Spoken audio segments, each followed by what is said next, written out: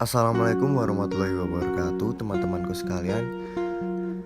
Kelompok kami ingin menjelaskan tentang Robert King Merton atau yang biasa dikenal dengan Merton, beserta teorinya dan hubungannya dengan sosiologi komunikasi.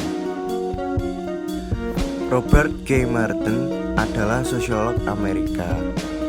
Merton dikenal sebagai tokoh kritikus sekaligus teoritisi struktural fungsionalisme.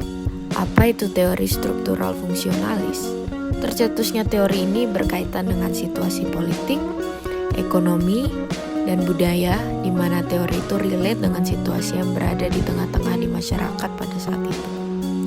Merton berpendapat fokus di struktural fungsionalis ini harus diarahkan kepada fungsi-fungsi sosial. Yang menurut Merton, fungsi didefinisikan sebagai konsekuensi yang disadari dan menciptakan adaptasi atau penyesuaian sistem sosial.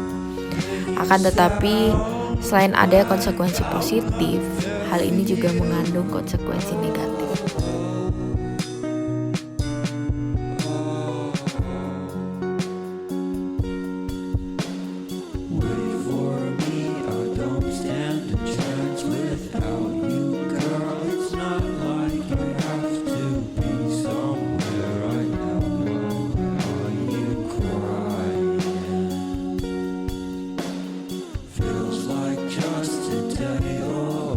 Teori struktural fungsional menekankan keteraturan, order, dan mengabaikan konflik dan juga perubahan-perubahan dalam masyarakat.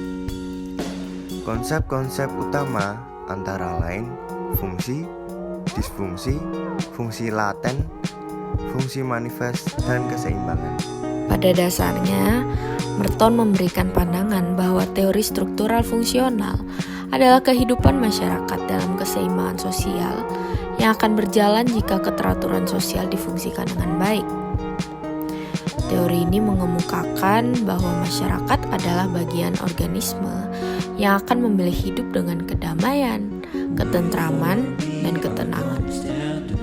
Setiap masyarakat memiliki keinginan untuk menciptakan kehidupannya dengan baik, yakni melalui cara berkelompok. Teori struktural fungsional terdapat fungsi laten dan fungsi manifest. Fungsi manifest atau fungsi nyata adalah konsekuensi-konsekuensi atau akibat-akibat yang orang harapkan, sudah disadari, sudah diakui dari suatu tindakan sosial.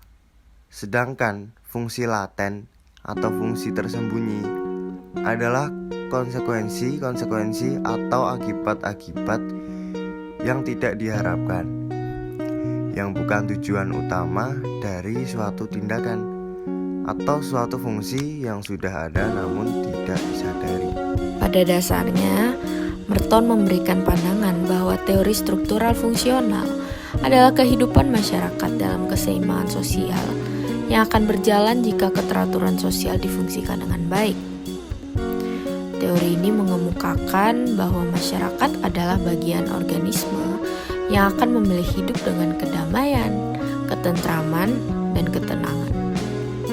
Setiap masyarakat memiliki keinginan untuk menciptakan kehidupannya dengan baik, yakni melalui cara berkelompok. Selain teori struktural fungsional yang menekankan keteraturan dalam hidup dan mengabaikan konflik, ada satu lagi teori anomi yang dikemukakan oleh Robert K. Merton. Menurut teori anomi, kejahatan muncul apabila individu tidak dapat mencapai tujuannya melalui saluran-saluran legal.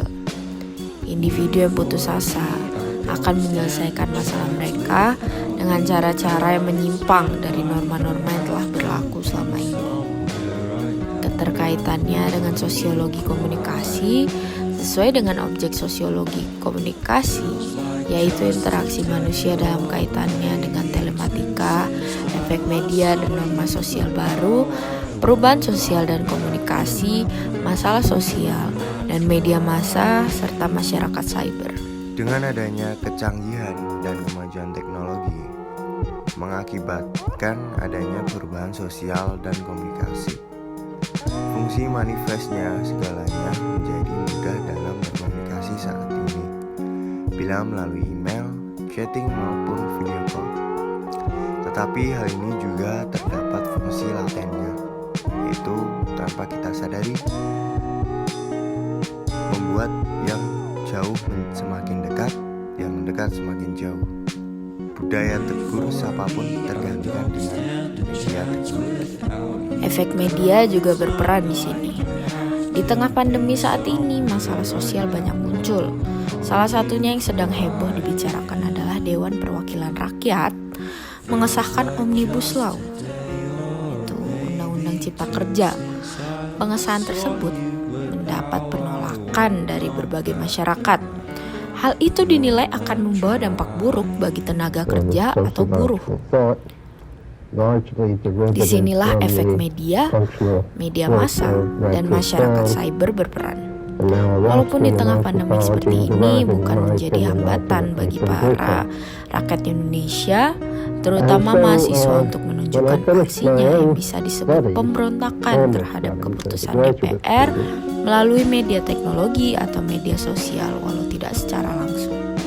Ini menunjukkan bahwa media juga dapat memberikan sesuatu atau suatu perubahan sosial dan komunikasi yang adil.